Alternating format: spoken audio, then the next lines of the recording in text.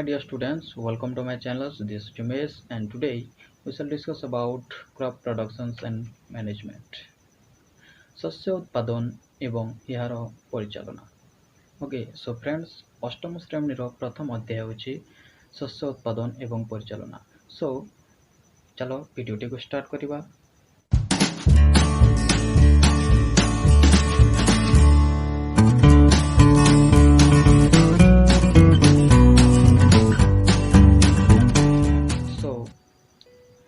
ଆଜିର ଯେଉଁ ବିଷୟ ଶସ୍ୟ ଉତ୍ପାଦନ ବିଷୟରେ ପଢ଼ିବା ଏବଂ ଏହାର ମ୍ୟାନେଜମେଣ୍ଟ ସିଷ୍ଟମ୍ କିପରି ଅଛି। ଓକେ ସୋ ପ୍ରଥମେ ମଣିଷ କ'ଣ କରୁଥିଲା, କିପରି ଚଳୁଥିଲା ଆରମ୍ଭରୁ ଯେତେବେଳେ ସେ ଜନ୍ମ ହେଲା, ତାପରେ ଜନ୍ମ ହେଲା ପରେ ସେ ବଡ଼ ହେଲା, ଖାଦ୍ୟ କ'ଣ କିପରି ତାର ମ୍ୟାନେଜ୍ ହେଲା, କେଉଁଠାରୁ ପାଉଥିଲା ଖାଦ୍ୟ, ଓକେ ସେ ବିଷୟରେ ଡିସ୍କସ୍ କରିବା। ତାପରେ ଆପେ ଆପେ କିପରି ସେ ଖାଦ୍ୟ ଖାଇକି ସେ ନିଜର ବୁଦ୍ଧି ଜ୍ଞାନ ବଳରେ ସେ ଚାଷ କଲା। ଓକେ ଚାଷ କଲା ପରେ ତାର ବିକାଶ ଉନ୍ନତି ହେଲା। ଓକେ ସୋ ମାନବ ସମାଜରେ ଯେଉଁ ସିଷ୍ଟମ୍ଟା ଏବେ ଚାଲୁଛି ତାହା କ୍ରମେ କ୍ରମେ ତାହା କିପରି ବଢ଼ି ଚାଲିଲା।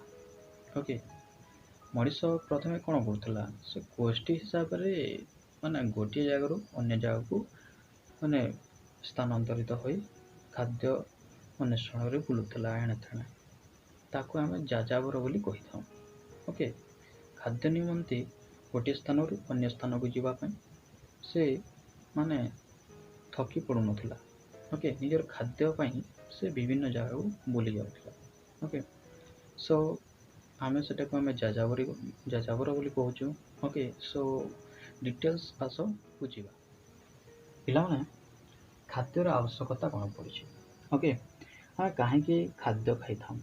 ଖାଦ୍ୟ ଏଥିପାଇଁ ଖାଇଥାଉ କି ଆମେ ବଞ୍ଚିବା ପାଇଁ ଖାଦ୍ୟ ଖାଇଥାଉ ଏବଂ ଖାଦ୍ୟର ଶକ୍ତି ଯେଉଁ ପାଇଥାଉ ତାହା ନିଜ ଜୀବନର କାର୍ଯ୍ୟରେ ଲଗାଇଥାଉ। ଓକେ ଜୀବ କ'ଣ କରେ, ପ୍ରତ୍ୟେକ ଜୀବ କ'ଣ କରେ, ଖାଦ୍ୟକୁ ଖାଇଥାଏ ଆଉ ସେ ଖାଦ୍ୟର ହିଁ ସେ ଶକ୍ତି ପାଇକରି ସେ ନିଜର କାର୍ଯ୍ୟରେ ଲଗାଇଥାଏ, ବିଭିନ୍ନ କାର୍ଯ୍ୟ କରିଥାଏ। ଓକେ ଆଉ ଆମେ ସେହି ଖାଦ୍ୟ କେଉଁଠାରୁ ପାଇଥାଉ? ଆମେ ସେହି ଖାଦ୍ୟଟି ପାଇଥାଉ ଉଦ୍ଭିଦଠାରୁ ପାଇଥାଉ, ପ୍ରାଣୀଠାରୁ ପାଇଥାଉ କିମ୍ବା ଉଭୟଙ୍କ ଠାରୁ ସେହି ଖାଦ୍ୟଟି ପାଇଥାଉ।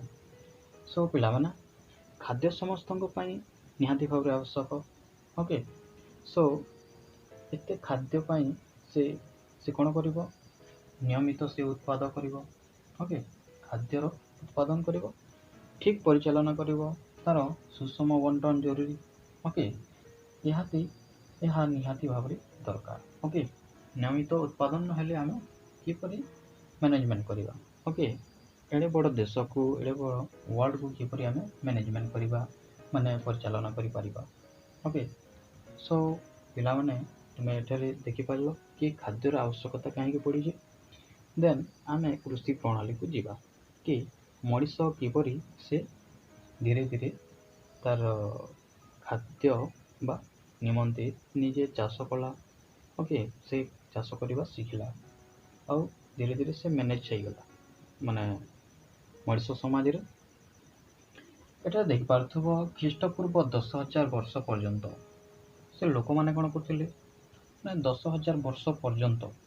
ଓକେ ଏଟା ତ 2020 ହେଇଗଲା, କିନ୍ତୁ ସେମାନେ ପ୍ରଥମେ ଯେତେବେଳେ ଆରମ୍ଭ ହେଲା ତାଙ୍କ ଜୀବନ, ସେତେବେଳେ 10,000 ବର୍ଷ ପର୍ଯ୍ୟନ୍ତ ଲୋକମାନେ ଯାଯାବର ଜୀବନଯାପନ କରୁଥିଲେ।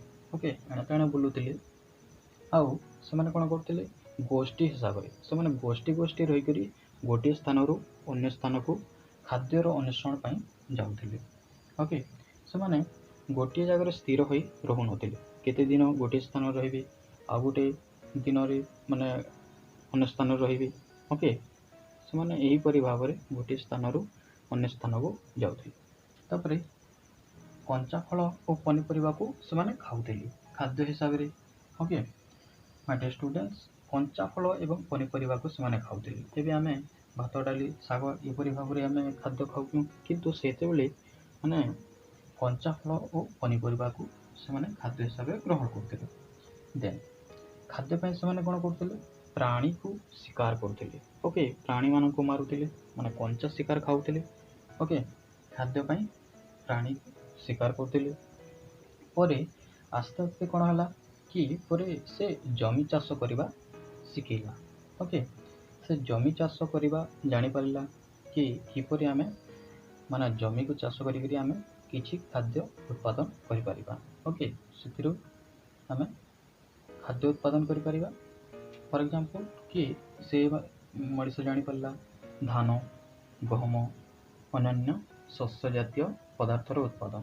ଓକେ, ଏହିପରି ଧାନ, ଗହମ, ଏହି ଧାନ ଗହମ ପରି ଅନ୍ୟ ଶସ୍ୟ ଜାତୀୟ ପଦାର୍ଥ ସେ ଉତ୍ପାଦନ କରି ଜାଣିପାରିଲା। ସୋ ଫ୍ରେଣ୍ଡସ୍, କି କୃଷି ପ୍ରଣାଳୀ, ସେ କୃଷି ପ୍ରଣାଳୀଟା ଆମେ କ'ଣ ଶିଖିଲା କୃଷି ପ୍ରଣାଳୀରୁ କି ସେ 10,000 ବର୍ଷ ପର୍ଯ୍ୟନ୍ତ ଲୋକମାନଙ୍କର ଯାଯାବର ଜୀବନଯାପନ ଥିଲା। 10,000 ବର୍ଷ ପର୍ଯ୍ୟନ୍ତ। ଓକେ, ଗୋଷ୍ଠୀ ଗୋଷ୍ଠୀ ହୋଇ ସେ ମାନେ ଏଣେ ତେଣେ ବୁଲୁଥିଲା ଖାଦ୍ୟର ଅନ୍ୱେଷଣ ପାଇଁ। ସେ କଞ୍ଚା ଫଳ ପନିପରିବାକୁ ଖାଉଥିଲା। ତାପରେ ସେ ମାନେ ପ୍ରାଣୀକୁ ଶିକାର କରୁଥିଲା। ଓକେ, ପ୍ରାଣୀକୁ ଶିକାର କରି ସେ ନିଜର ଖାଦ୍ୟ ମାନେ ମେଣ୍ଟେନାନ୍ସ କରୁଥିଲା। ଓକେ, ପରେ ସେ ଚାଷ କରିବା ଜାଣିଲା। ଚାଷ କରିବା ଜାଣିଲା ପରେ ସେ କ'ଣ କଲା, ଧାନ, ଗହମ, ଅନ୍ୟାନ୍ୟ ଶସ୍ୟ ଜାତୀୟ ଖାଦ୍ୟ ସେ ମାନେ ଚାଷ କଲା ଓ ନିଜର ପେଟ ପୁରିଲା। ସୋ ଫ୍ରେଣ୍ଡସ୍, ନେକ୍ସଟ ଦେଖିବା, ଏଠାରେ ଦେଖିବା କି ଫସଲ କାହାକୁ କୁହାଯାଏ।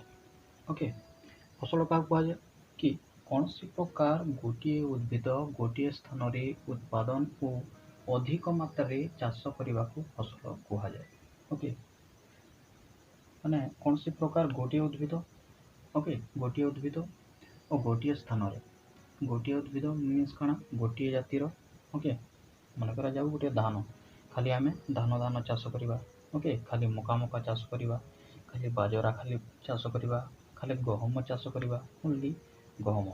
ଓକେ, ଖାଲି ଯଦି ଆମେ ଗହମ ଚାଷ କରୁଛୁ, ଓକେ, ଗହମ ଖାଲି ଆମେ ଗୋଟିଏ ଜାଗାରେ। ଓକେ, ଏଇଟା ଗୋଟେ ମନେ କରାଯାଉ ଗୋଟେ ସ୍ଥାନ। ଓକେ, ଗୋଟେ ସ୍ଥାନ, ଏଠାରେ ଆମେ ଖାଲି ଗହମ ଚାଷ କରୁ। ଓକେ, ଏଇଟା ଗୋଟେ ସ୍ଥାନ, ଧାନ। ଓକେ, ଧାନ ଚାଷ କରିବା, ଏଇଟା ଗୋଟେ ଖାଲି ଏଠାରେ ବାଜରା। ଓକେ, ଏପରି ଭାବରେ ଆମେ କୌଣସି ଗୋଟିଏ ସ୍ଥାନରେ ଗୋଟିଏ ପ୍ରକାର ଫସଲ କରିବାକୁ ବା ଉଦ୍ଭିଦ ଚାଷ କରିବାକୁ ଉତ୍ପାଦନ ଓ ଅଧିକ ମାତ୍ରାରେ ମିନ୍ସ ବହୁତ। ଓକେ, ବହୁତ ମାତ୍ରାରେ ଚାଷ କରିବାକୁ ଫସଲ କୁହାଯାଏ। ଓକେ, ବହୁତ ଟାଇମ୍ ସେଟାକି ଆମେ ଫସଲ କହୁଛୁ। ଓକେ, ବା ଚାଷ କହୁଛୁ ସେଟାକି। ଓକେ, ସେଟାକୁ ଉଦାହରଣ ସ୍ୱରୂପ ଗହମ ଫସଲ, ଧାନ, ମକା, ବାଜରା ଇତ୍ୟାଦି। ଓକେ, ତ ଡିୟର୍ ଷ୍ଟୁଡେଣ୍ଟସ୍, ଆମେ ମାନେ ଫସଲକୁ ବିଭିନ୍ନ ପ୍ରକାରରେ ବିଭକ୍ତ କରିଥାଉ। ଫସଲ ଗୁଡ଼ିକୁ ଖାଦ୍ୟଶସ୍ୟ ଅନୁଯାୟୀ, ପନିପରିବା, ଫଳ ହିସାବରେ। ଓକେ, ଫସଲକୁ ଆମେ ଖାଦ୍ୟଶସ୍ୟ ହିସାବରେ ଚାଷ କରୁ ଗୋଟିଏ ଜାଗାରେ। ତାପରେ ପନିପରିବାକୁ ମଧ୍ୟ ଗୋଟିଏ ଜାଗାରେ ଚାଷ କରୁ। ଓକେ, ତାପରେ ଫଳମାନଙ୍କୁ ଗୋଟିଏ ଜାଗାରେ ଚାଷ କରାଯାଏ। ମାନେ ଫଳମାନଙ୍କୁ ମନେ କରାଯାଉ, ଫଳମାନଙ୍କୁ ଗୋଟିଏ ଏରିଆରେ ଚାଷ କରାଗଲା। ଓକେ, ଗୋଟିଏ ସ୍ଥାନରେ ଗୋଟିଏ ଏରିଆରେ ଚାଷ କରାଗଲା, ତାହାକୁ ଆମେ କହିବା ଫସଲ। ଓକେ, ତାପରେ ଖାଲି ମକା ଚାଷ କରିବା ଗୋଟିଏ ସ୍ଥାନରେ, ତାହାକୁ ଆମେ କହିବା ଫସଲ। ଧାନ, ଖାଲି ଧାନ ହୋଇଥିବ ଗୋଟିଏ ଜାଗାରେ। ଓକେ, ବହୁତ ପରିମାଣରେ ସେଟା ହୋଇଥିବ, ଆମେ ସେଟା କହିବା ଫସଲ। ଓକେ, ତ ଆମେ ଜାଣିଛୁ କି ଭାରତ ଏକ କୃଷି ପ୍ରଧାନ ଦେଶ। ଓକେ, ଭାରତକୁ ଗୋଟିଏ କୃଷି ପ୍ରଧାନ ଦେଶ କୁହାଯାଏ। ଯେଉଁଟାକି ଭାରତରେ ବହୁତ ପରିମାଣରେ କୃଷି ହୋଇଥାଏ। ଓକେ, କାହିଁକି ହୋଇଥାଏ? କାରଣ ଏହାର ଜଳବାୟୁ କିପରି ହୋଇଥାଏ, ତାପମାତ୍ରା, ତାର ଆର୍ଦ୍ରତା ଏବଂ ବୃଷ୍ଟିପାତ ମାନେ ଭିନ୍ନ ଭିନ୍ନ ଅଞ୍ଚଳ ଅନୁଯାୟୀ ଏହା ଭିନ୍ନ ଭିନ୍ନ ହୋଇଥାଏ। ଓକେ, ଆଞ୍ଚଳିକ ଭିତ୍ତିରେ ଭିନ୍ନ ଭିନ୍ନ ହୋଇଥାଏ। ଓକେ, ଆମ ଭାରତ କୃଷି ପ୍ରଧାନ ଦେଶ କାରଣ କ'ଣ, ତାପମାତ୍ରା ଠିକ୍ ରହିଥାଏ, ତାପରେ ଆର୍ଦ୍ରତା ଠିକ୍ ରହିଥାଏ, ବୃଷ୍ଟିପାତ ଠିକ୍ ହିସାବରେ ହୁଏ। ତେଣୁକରି ଆମ ଦେଶରେ ବା ଭାରତରେ ବହୁତ ପରିମାଣରେ କୃଷି ହୋଇଥାଏ। ଓକେ, ସୋ ଏହା ଥିଲା ତୁମର प्रथम पार्ट ओके प्रथम अध्यायर प्रथम पार्ट थिला तापरे आमे द्वितीय पार्ट डिस्कस करिबा। सो माय डियर स्टूडेंट्स ए वीडियो टी किपर लागला तुम सांग मान ठारू एठाको तुमर माने पड़ोसी जे थिबो ओके जो सांग थिबो समान को शेयर करो ओके तापरे वीडियो टाको लाइक करो एवं जो माने एबे पर्यंत मो वीडियो को सब्सक्राइब करना है से माने मो वीडियो टाको सब्सक्राइब करंतु ओके मो चैनल को सब्सक्राइब करी शेयर मध्य निश्चित भाव में करंतु। Okay friends thank you for this video.